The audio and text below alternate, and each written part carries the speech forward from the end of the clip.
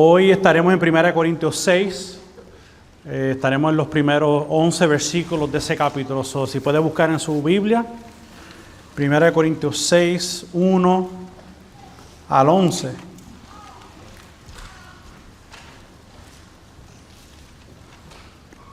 Y la semana pasada el pastor Félix nos predicó el capítulo 5 completo de 1 Corintios, donde en el mismo vimos donde un hombre se había acostado con la mujer de su padre, es decir, su madrastra. Un pecado que el apóstol Pablo llamó uno que ni siquiera existía entre los gentiles. En este pecado podemos ver de lo peor que hay en la humanidad. Podemos ver algo grotesco, algo que a la misma vez estaba amedrentando la santidad de la iglesia allí en los Corintios.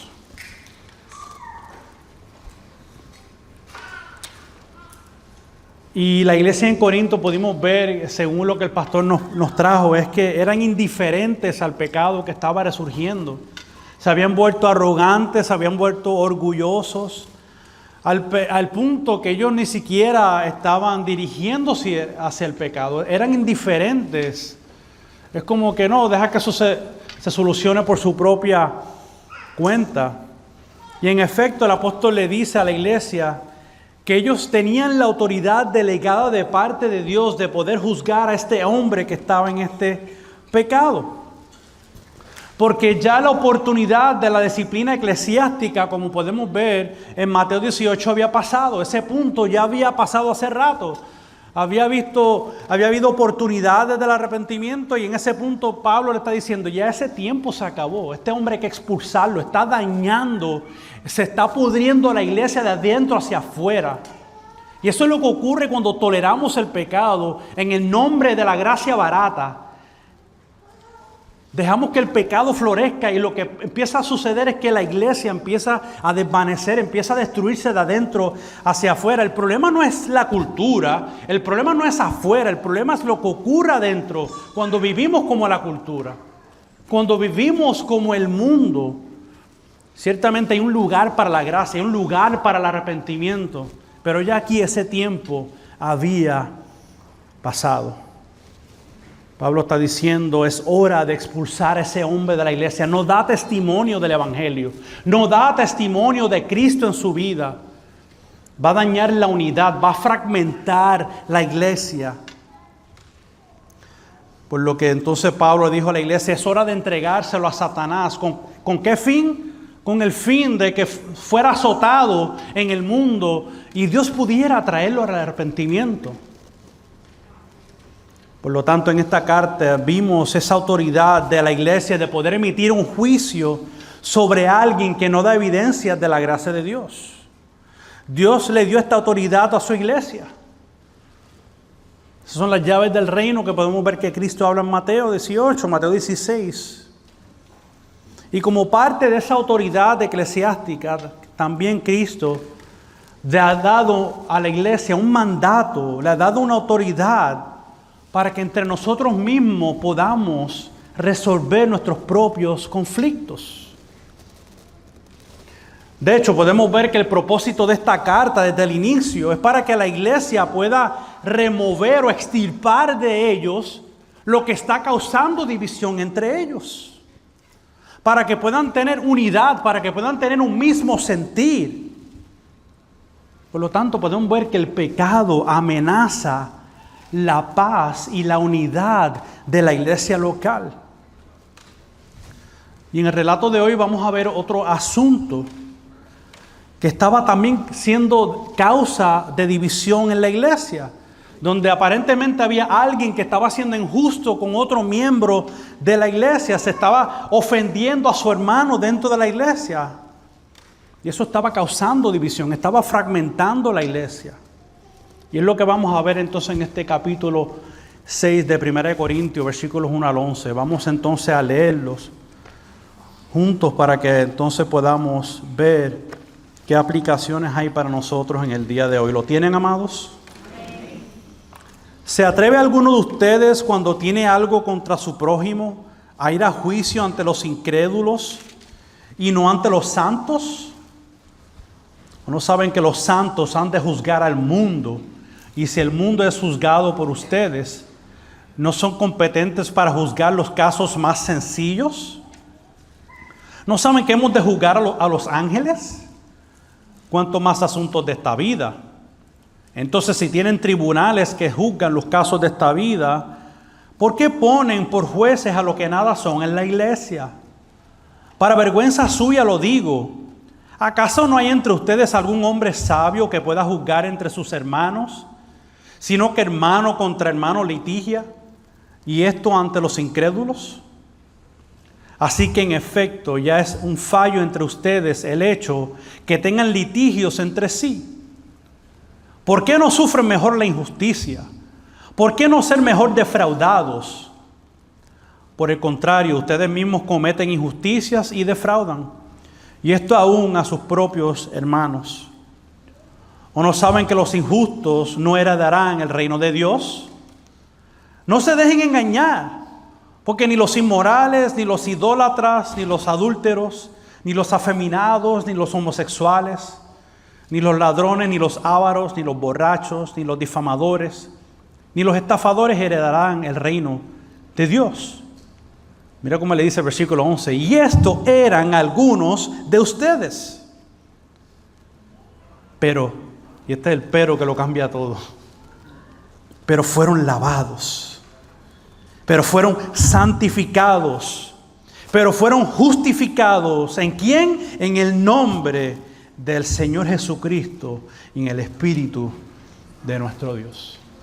Señor, añada bendición cada día a su poderosa palabra. He dividido este pasaje en 3 secciones, versículos 1 al 6, donde vamos a ver el proceso que Pablo le explica a la iglesia de cómo deben de reconciliarse los hermanos mutuamente. Después dividí el versículo 7 por sí solo, donde subtitulé Sufrir por la injusticia. Y después la tercera división, o la tercera parte, los versículos del 8 al 11, un llamado a no vivir engañados, o que lo dividí en estas 3 partes. Y lo primero que podemos ver iniciando este capítulo es que había ocurrido una cierta situación donde una persona acudió a la corte o al tribunal del Estado, ¿verdad? O al del Imperio Romano, el cual Pablo se dirige a esta corte o al tribunal como los incrédulos. Podemos ver los incrédulos, podemos ver por otro lado la iglesia, los santos, que está refiriéndose a la iglesia. Y en lugar de resolver su conflicto internamente y entre hermanos, acudieron al tribunal, acudieron a la corte. Y Pablo está indicando que la iglesia, en esta situación que estaba viendo internamente, que no tenemos total claridad porque no especifica el pasaje, qué específicamente estaba ocurriendo, pero en este pasaje particular él está diciendo que la iglesia tiene un lugar prominente en el proceso de reconciliación entre los hermanos. Debemos de tener la sabiduría, debemos de tener la integridad, la audacia de nosotros mismos resolver nuestros conflictos, de tener la madurez para llegar a resolver los conflictos. Y a la misma vez en el pasaje podemos ver que la razón del por qué la iglesia está preparada para hacer algo así es que nos dice que los santos, y aquí cuando habla de santos está refiriéndose a la iglesia, dice que los santos han de juzgar el mundo. Interesantemente. Y esto el apóstol puede estar aludiendo en el tiempo de la consumación, en el regreso de nuestro Señor Jesucristo, cuando Él se establezca, cuando consuma todas las cosas, que estaremos reinando, como dice la Escritura, como reyes y sacerdotes juntamente con Cristo. Y aunque la palabra no dice específicamente cómo lucirá este reinado, no nos dice cómo es que juzgaremos, dice que vamos a juzgar inclusive a los ángeles. Y claro, hay que entender que estos ángeles debe estar refiriéndose Pablo a los ángeles caídos, no a los ángeles que están en la santidad, en la presencia de Dios. Porque los ángeles son seres celestiales, o que puede estar refiriéndose a los ángeles caídos.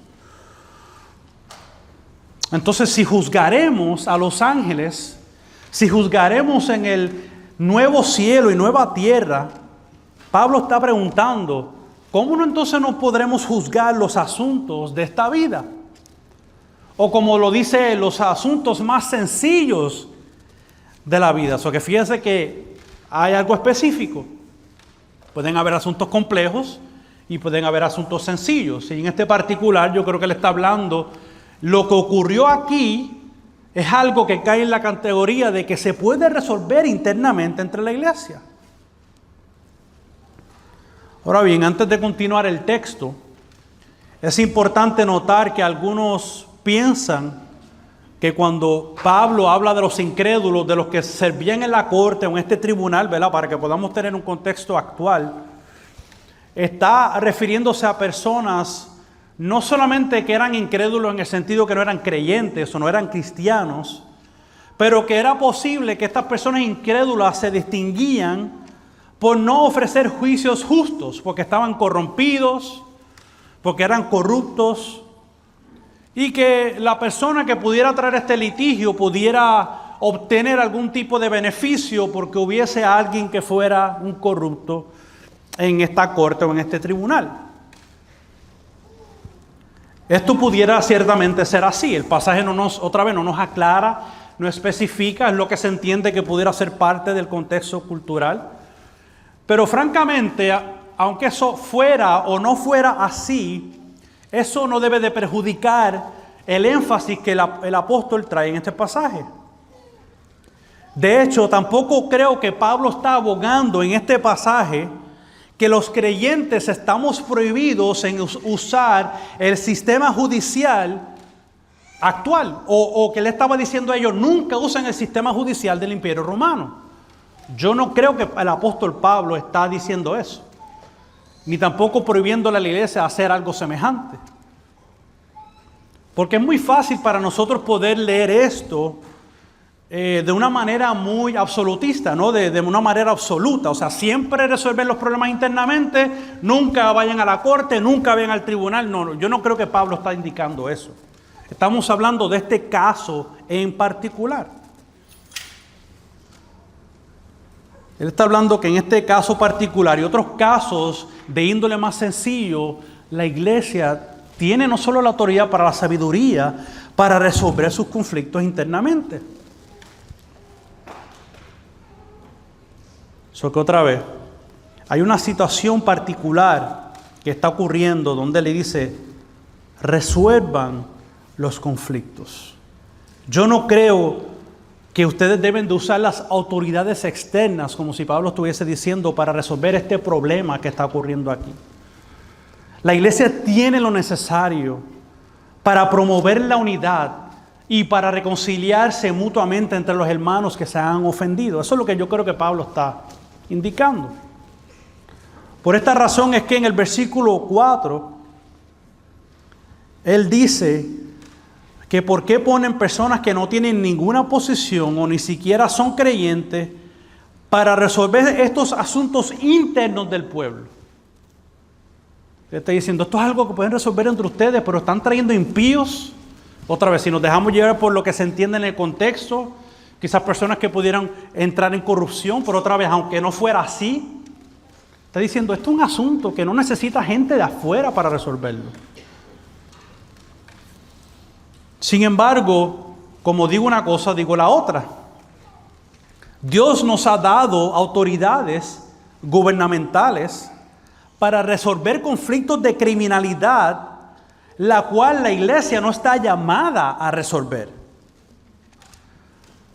Porque cuando vamos a Romanos 13, específicamente es evidente que Dios estableció autoridades para castigar el mal.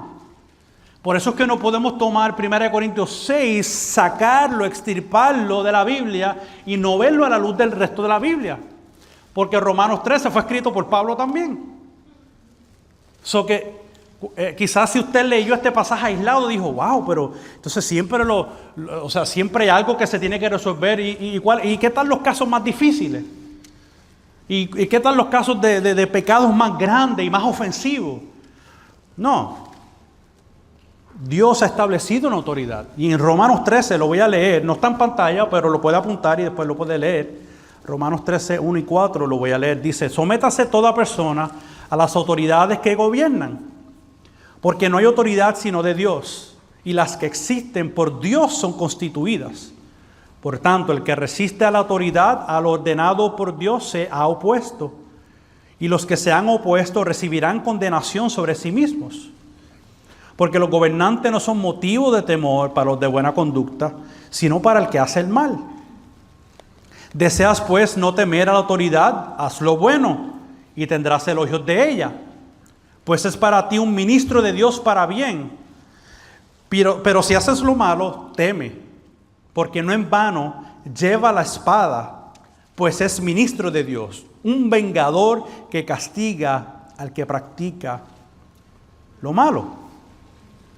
Entonces Dios estableció las autoridades externas, estableció un sistema judicial que tiene la ley para castigar el mal. Y no solamente eso, Pablo nos dice en Romanos 13 que es un servidor de Dios, es un ministro, hace la voluntad de Dios. No se confunda con que todo lo que hace el gobierno es la voluntad de Dios, pero estamos hablando, ¿verdad? En este caso específico, no saca mis palabras de contexto, ¿verdad? Importante la aclaración. Pero en este particular, el castigar el mal es parte de la voluntad de Dios. Otra vez, entonces no podemos ver 1 Corintios 6 con una prescripción de que cuando nos hagan mal, todo el tiempo simplemente hay que dejarlo internamente. Es cierto que van a haber situaciones, y quizás inclusive situaciones con no creyentes, donde tiene que haber un castigo al mal. Y la iglesia no está llamada a juzgar al de afuera.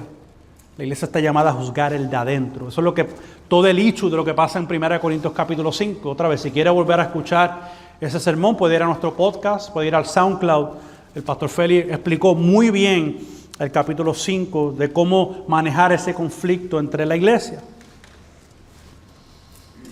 Otra vez, tiene su contexto, no podemos verlo de manera aislada, y hay en otros contextos donde habrá que involucrar a las autoridades, pero Pablo está diciendo, no, en este caso particular es algo sencillo, no hace falta. Porque Dios nos ha hecho un pueblo, ha hecho la iglesia un pueblo que debemos de buscar la unidad entre creyentes.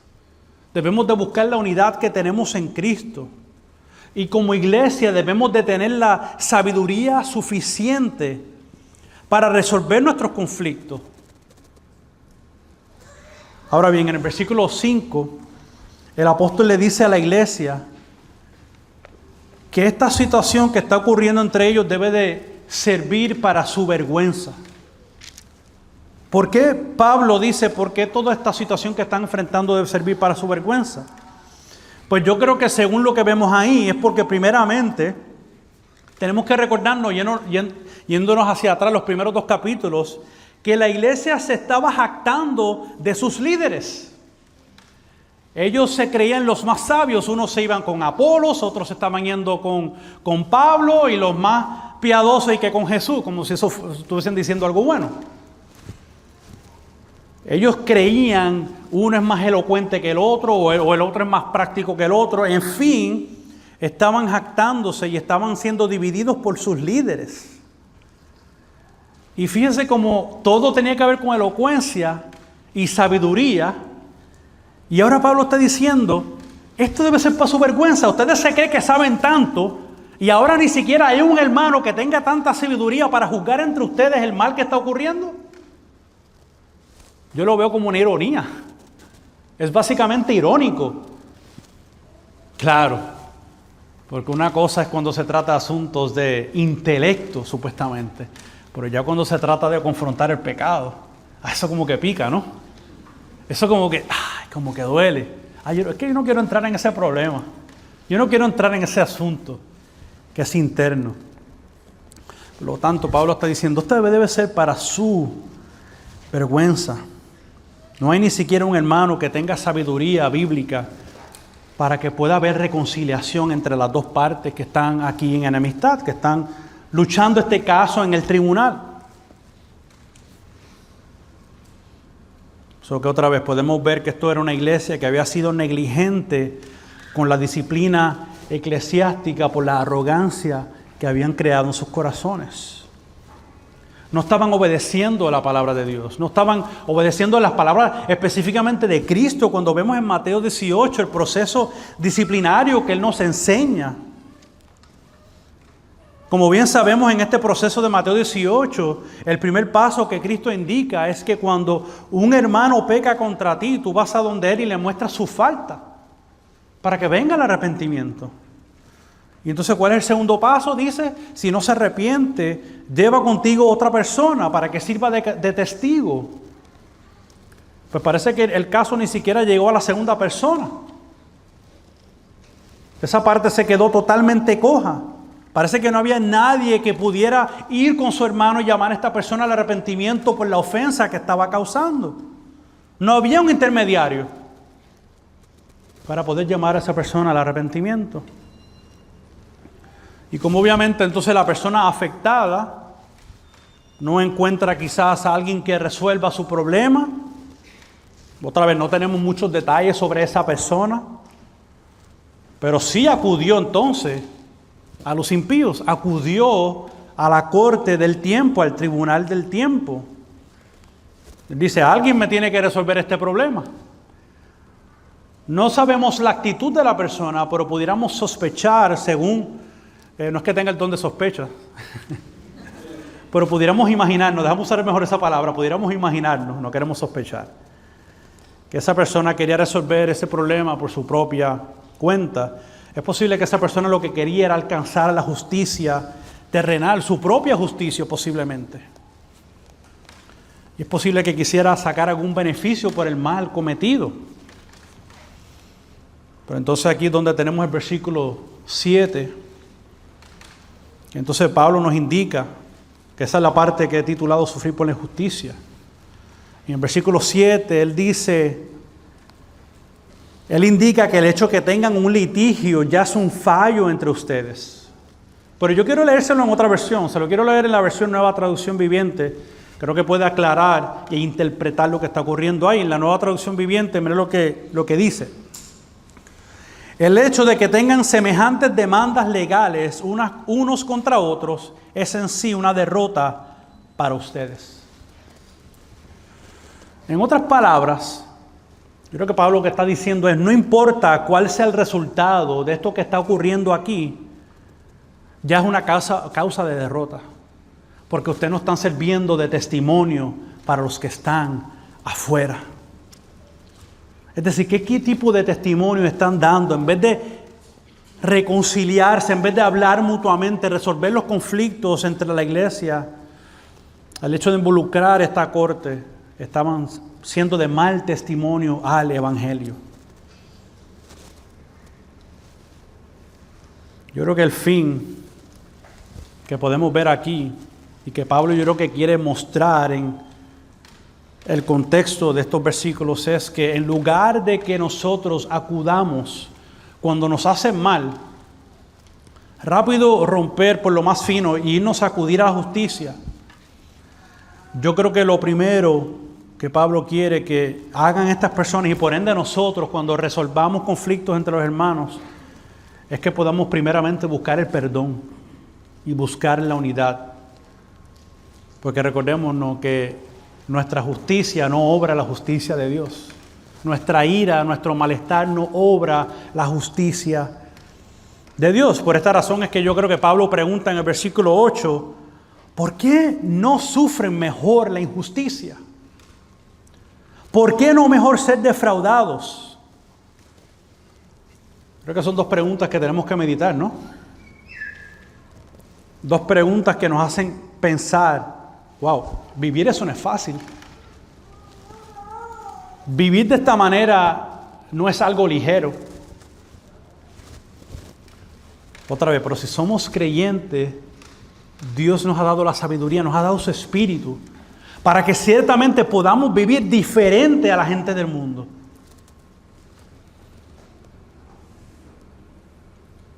So que debemos de, en lugar de buscar, yo voy a implementar mi justicia, yo quiero que esta persona pague por el mal, en lugar de ver cómo podemos resolverlo.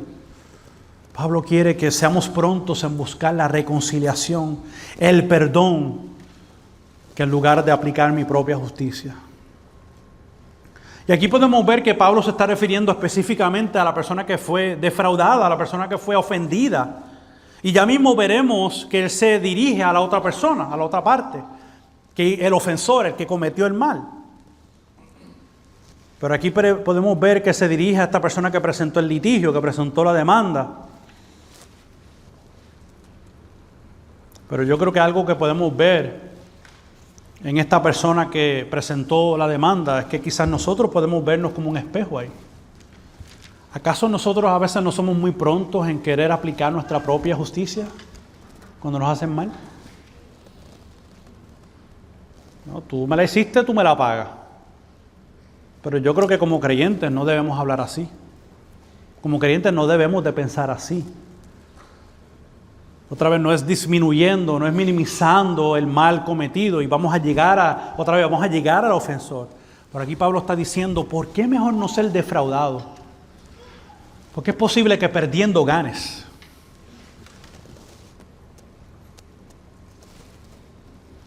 Muchas veces queremos vengarnos o ver qué penalidad, qué pena, qué justicia podemos aplicar. O como yo sufrí, yo quiero que tú también sufras. Yo quiero que también tú sepas cómo se siente esto que yo estoy pasando. Pero no es el espíritu que el Señor nos ha dado. Aquí el apóstol es totalmente contracultural. Y yo creo que él acude otra vez a las enseñanzas de Cristo. ¿Por qué no mejor sufrir la injusticia? ¿Por qué no mejor ser defraudados? O para ponerlo en las palabras de nuestro Señor Jesucristo, ¿por qué no mejor poner la otra mejilla? Ahora, así como esa pregunta es necesario aclarar lo que significa poner la otra mejilla. Porque muchos piensan que poner la otra mejilla es dejar que abusen de ti, dejar que hagan contigo lo que sea y que tú no puedes hacer nada. Sufrir la injusticia o poner la otra mejilla no significa que debemos dejar que alguien abuse de nosotros. En esta iglesia no creemos en el abuso. Creemos en el amor, el perdón y la reconciliación. O que sigamos estando sometidos a la injusticia o un mal que nos están haciendo. No es eso lo que Pablo está indicando aquí. Pablo lo que está diciendo, y por ende las palabras de Cristo al decir pon la otra mejilla, no es que te sigas dejando dar golpes. Lo que básicamente Cristo quiere decir es que no tomes represalia, no tomes la justicia en tus propias manos, porque nosotros nunca obraremos la justicia correcta.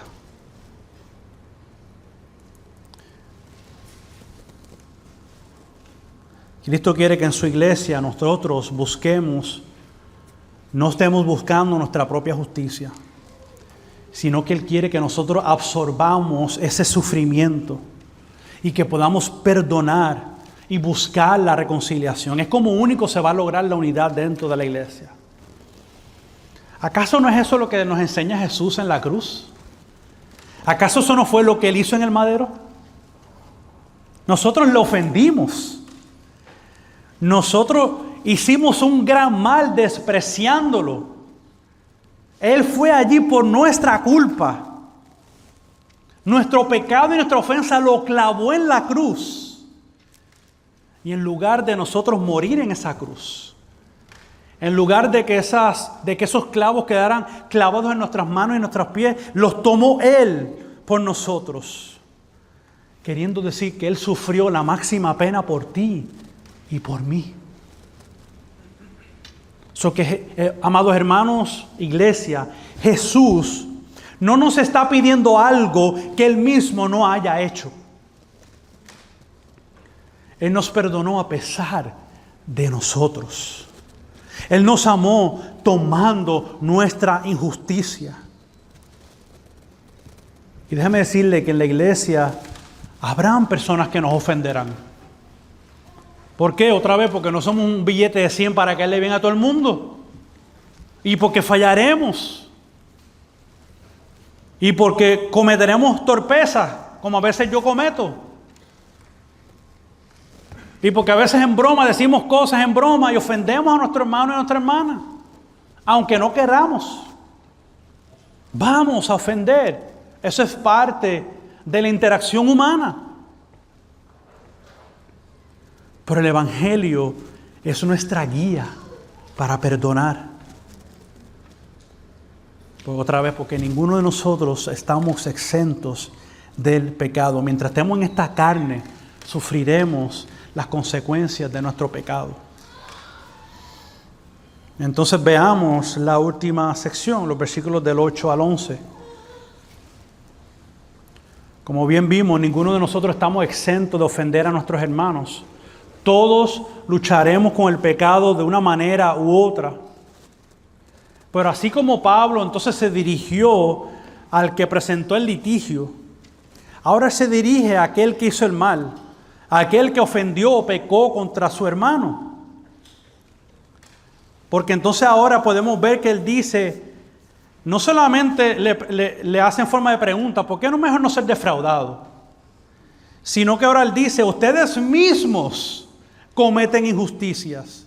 Ustedes mismos defraudan. Y dice, y esto a sus propios hermanos. Y fíjese cómo le llama hermanos. Interesantemente. ¿Por qué le llama hermano? Porque todos somos propensos a fallar.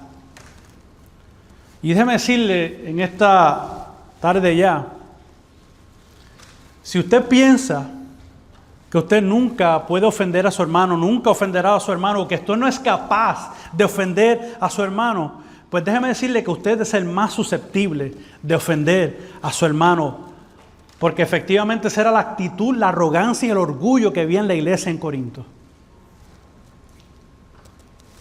Porque el orgullo y la arrogancia nos hace pensar que no somos semejantes de hacer tal cosa. Que no somos capaces de cometer X o Y pecado. No, es que yo jamás haría algo así. Y todos tenemos un Stalin y un Hitler dentro de nosotros. Todos lo tenemos adentro de nosotros. Es la gracia de Dios la que restringe el mal, la que nos restringe y nos cuida, pero todos somos propensos a fallarnos mutuamente. No es algo que nos debe de asombrar. Por lo tanto, Él tiene que hacerle un llamado importante a la iglesia en estas palabras claves que le va a decir ahora. Ustedes no se dejen engañar. Y entonces pasa de una lista de pecados.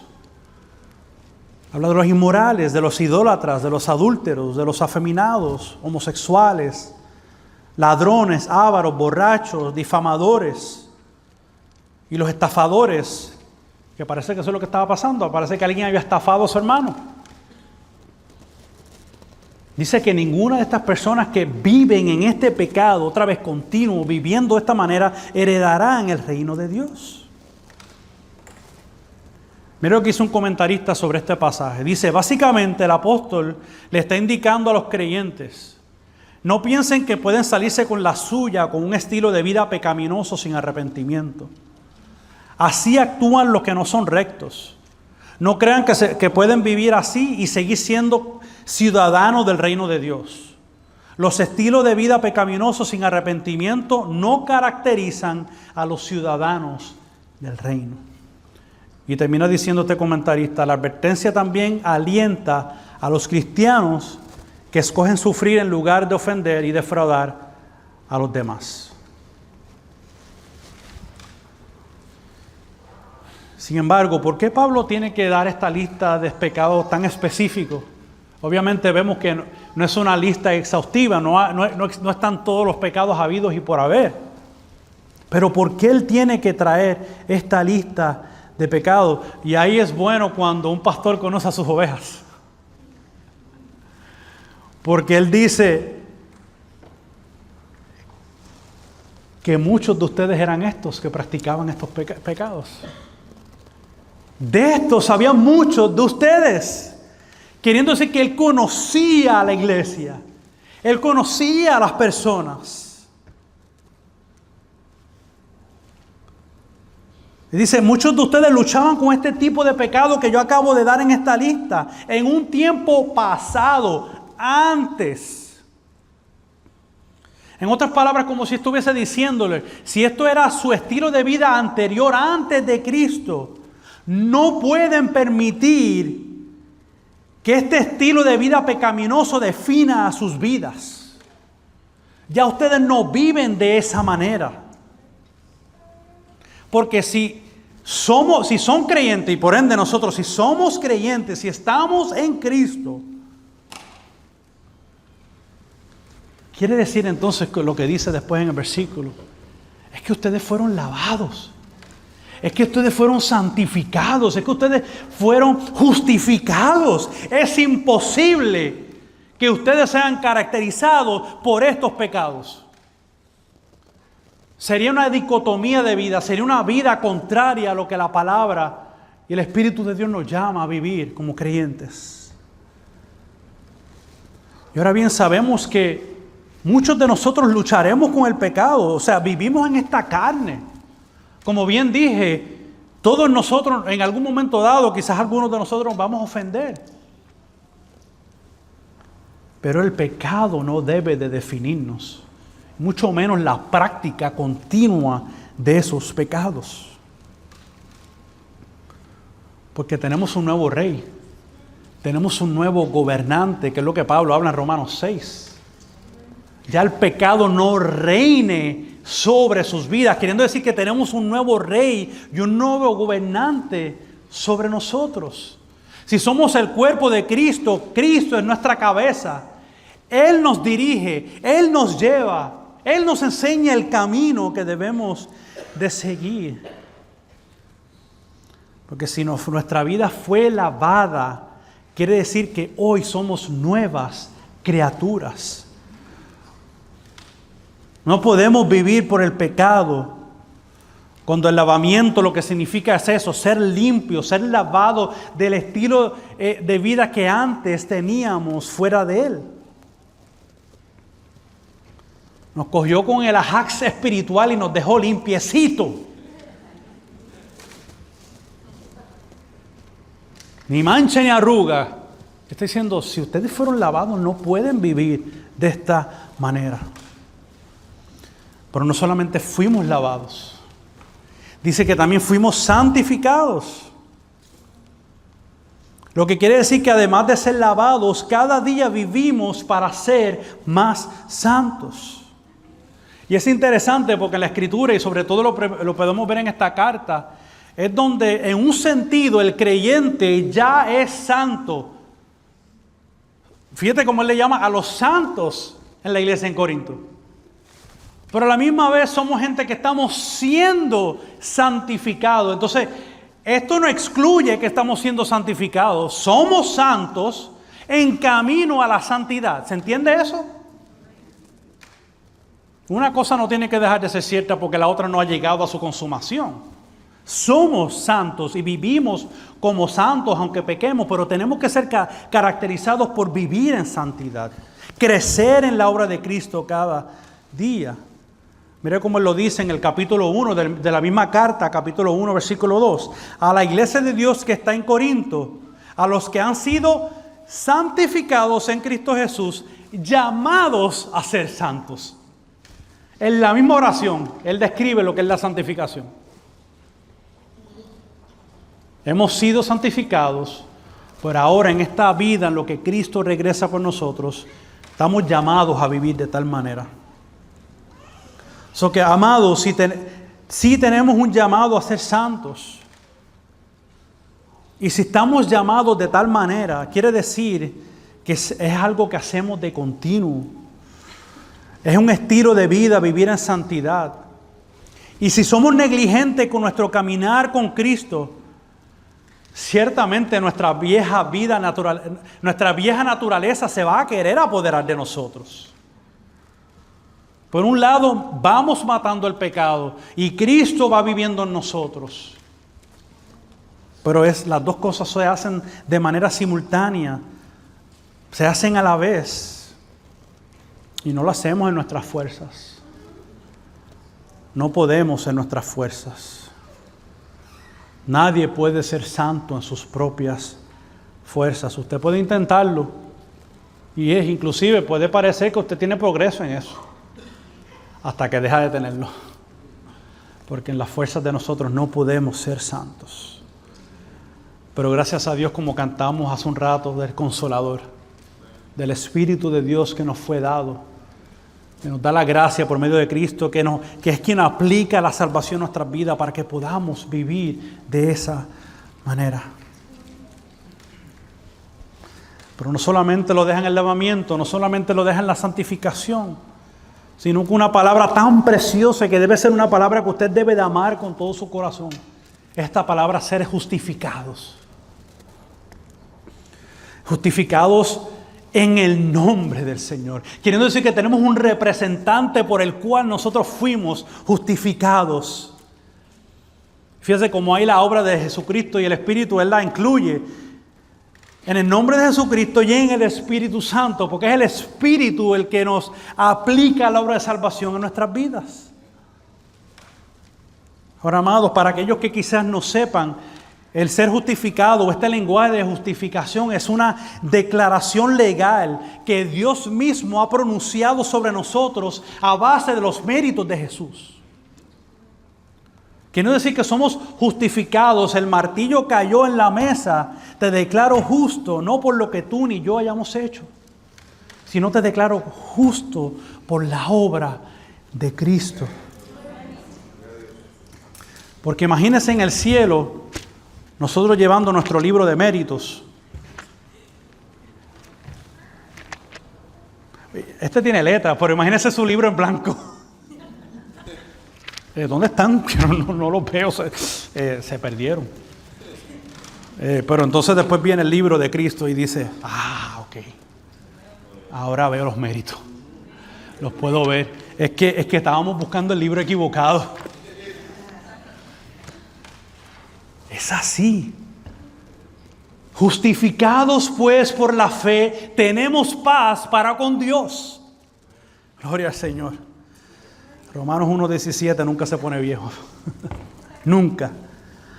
Su obra. Esto quiere decir que nuestra justicia fue alcanzada por Él. Y a base de esa justicia podemos venir en total confianza. Tenemos un perfect standing. No sé cómo decir eso en español. Alguien que me lo traduzca. Perfect standing. ¿Un qué? Tenemos un estándar perfecto ante Dios. Porque dice, ha sido justificado por Cristo. Queriendo decir que entonces le pertenecemos.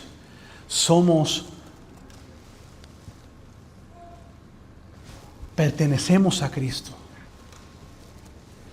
Y somos parte de su cuerpo. Lo que quiere decir que todos nosotros vivimos en la realidad que hemos sido justificados por Él. Y que todos nosotros necesitamos el mismo perdón. No hay nadie que está encima del perdón que tú tengas que ofrecer, porque tú no estabas por encima ni siquiera del perdón de Cristo. Y cuando Él te vio a ti y a mí, Él dijo, wow, es que este tipo es un ofensor, me hirió. No, yo no te puedo perdonar. Tú imagínate que Cristo hubiese tomado esa actitud con nosotros. Él pudiendo hacerlo, siendo el ser divino más alto, siendo Dios, Él pudo decir, tú me ofendiste, tú mereces justicia, muérete. Él no hizo eso. ¿Qué imagínate nosotros vamos a hacer eso con nuestros hermanos? No te voy a perdonar, porque es que si tú mereciste, tú la tienes que pagar. Imagínate qué arrogancia, qué orgullo tiene que morar en nuestros corazones, y mucho menos un creyente que pueda tener esa actitud cuando ha experimentado el Evangelio de Cristo en su corazón. Eso es lo que yo creo que Pablo está llegando en el meollo del asunto. Tú tienes un corazón diferente. La ofensa estuvo mal, pecaron contra ti, pero debemos de buscar la unidad. Todos necesitamos el mismo perdón. Todos necesitamos arrepentirnos, porque ninguno de nosotros tiene su propia justicia que pueda traer un libro que diga, wow, qué obras tú tienes. Es solamente la gracia de Cristo. So que, amados, los creyentes debemos de vivir bajo la realidad de nuestro lavamiento, de nuestra santificación, de nuestra justificación, y no vivir bajo la influencia del pecado que nos gobernaba. Tenemos un nuevo gobernante, un nuevo rey en nuestros corazones. Tu pecado no te define, hermano y hermana. Cristo hoy es el quien te define y te da una nueva identidad. ¿Qué es a base de este evangelio que te acabo de predicar? Que podemos encontrar la reconciliación entre nuestros hermanos. Porque todos somos culpables ante la corte de Dios. Pero somos declarados justos. Y hoy no tenemos que andar buscando implementar nuestra propia justicia cuando alguien falla contra nosotros. Lo primero que debemos de hacer es modelar a Cristo absorbiendo ese sufrimiento y luego buscando la restauración. Pero a la misma vez buscando que este ofensor busque el arrepentimiento.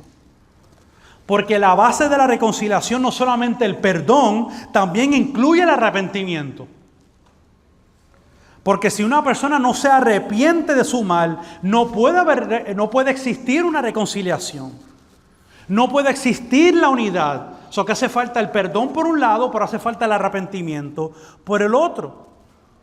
De hecho, cuando vemos Mateo 18, y lo hemos hecho de referencia porque creemos que es la base de todo esto, la única manera que una persona es restaurada a la iglesia es cuando esa persona reconoce su mal y se arrepiente de su pecado.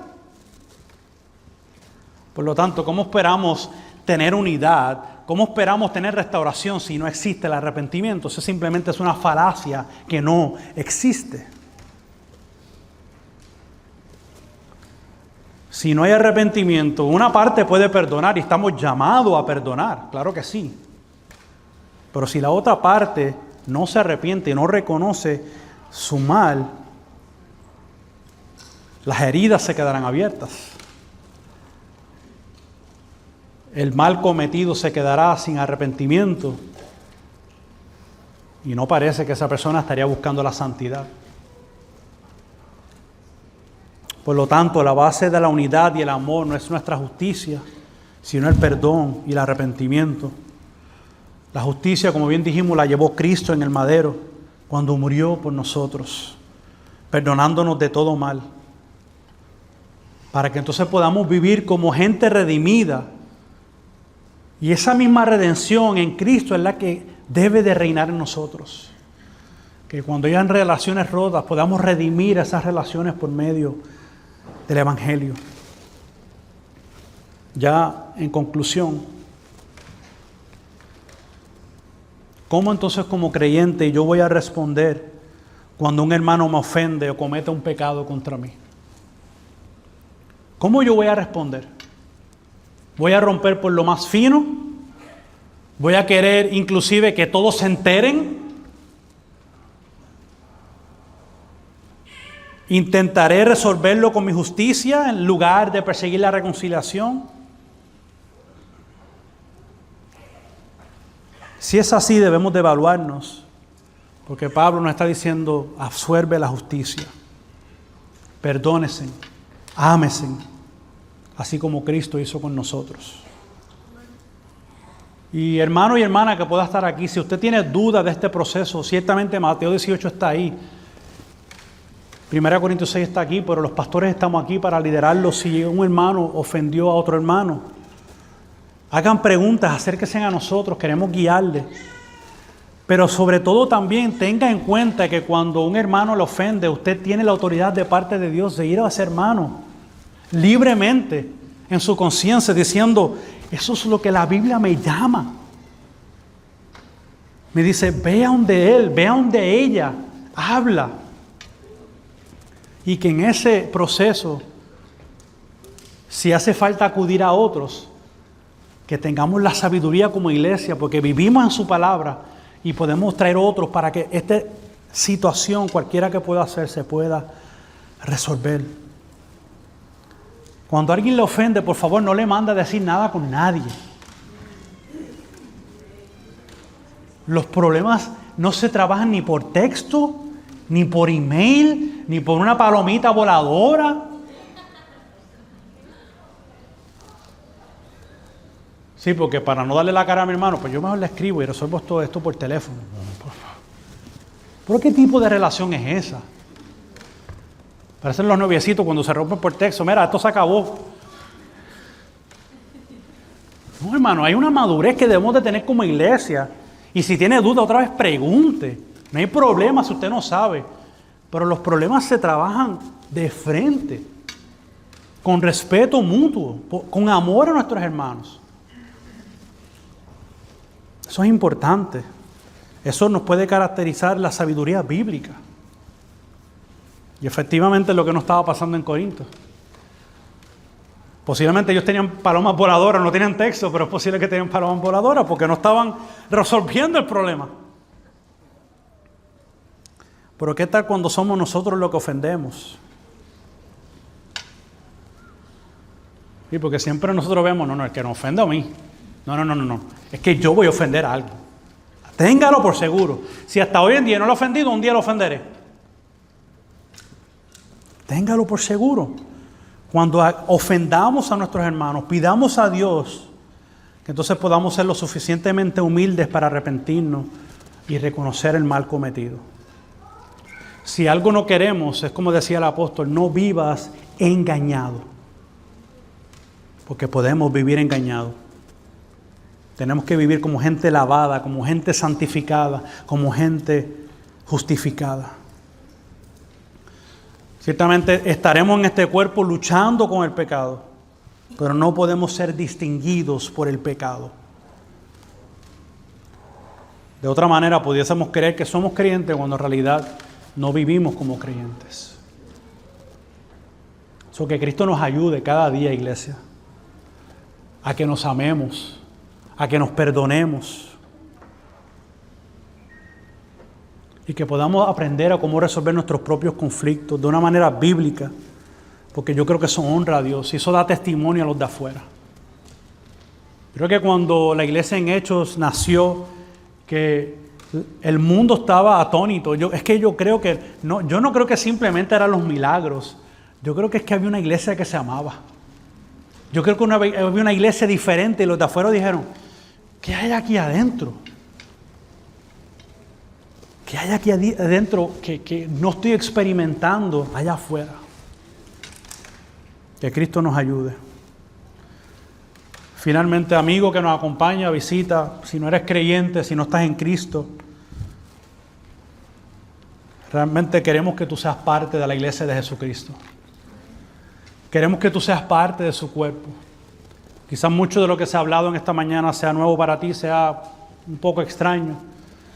Pero la única manera que tú puedes ser parte del cuerpo de Cristo es que tú entregues tu vida por medio de la fe. Que tú te arrepientas de tu pecado. Y que esta iglesia pueda abrazarte, viendo tu confesión de vida, viendo tu arrepentimiento, para que tú también puedas vivir tu vida de fe con otros creyentes. O que arrepiéntete, confiesa tu pecado y recibe el perdón que todos nosotros necesitamos, que hemos recibido y que cada día debemos de vivir, distinguiéndonos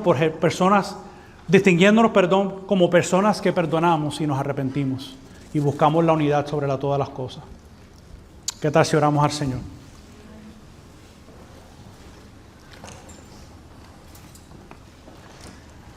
Padre, yo estoy totalmente convencido que decir estas palabras son mucho más fáciles que hacerlas. De eso no soy ignorante. Pero si algo te pido en esta mañana, primero para mí y segundo para nuestra iglesia, Señor, que tú nos ayudes a cada uno de nosotros, cada día, a buscar la reconciliación, a buscar la unidad, Señor. Que cuando nos ofendemos, Señor, seamos prontos en arrepentirnos. Que seamos también prontos, Señor, en tener gracia con aquel que comete la ofensa, Señor. Y que no acudamos a nuestra justicia, que no acudamos a nuestros planes, sino que tu Escritura, Señor, nos guía, es la lámpara que nos alumbra el camino de cómo poder resolver los conflictos internamente, Señor. Ayúdanos cada día, Señor, a vivir para ti. Ayúdanos a cada día a poner el pecado a muerte, Señor. Simplemente que queramos hacer como nos conviene. O simplemente querer que querer ser, Señor, sentirme superior a mi hermano o a mi hermana, o que me miren, o que cualquier cosa que sea, Señor. Mata nuestro orgullo, Señor. Mata nuestra arrogancia, Padre. Ciertamente hay dolor cuando tú tienes que hacer eso. Cuando tú tienes que matar nuestro orgullo, hay ciertamente dolor. Se duele nuestro ego, Señor. Pero es mejor que sea así, Señor, que vivir engañados. Aflígenos, Señor, con el fin de amarte. Aflígenos con el fin de amarte, Señor. Que seamos, Señor, una iglesia unida. Nunca llegaremos a la perfección a este lado del mundo, Señor, pero sí podemos llegar a la unidad del Espíritu. Que tengamos la paz que reina en nuestros corazones por medio de Cristo, Señor. Y si hay, Señor, asuntos sin resolver en esta iglesia entre hermanos, Señor, que hoy sea el día de inicio, Señor, donde tú le des convicción. Que hoy sea un día de inicio, Señor, donde podamos buscar la unidad. Y yo sé ciertamente que desde la semana, Señor, pasada, inclusive desde que comenzó esta carta, Señor, tú estás haciendo algo entre nosotros. Sigue haciéndolo, Señor, para que nos parezcamos cada día más a ti. Gracias, Señor, te damos en esta hora. Amén y amén.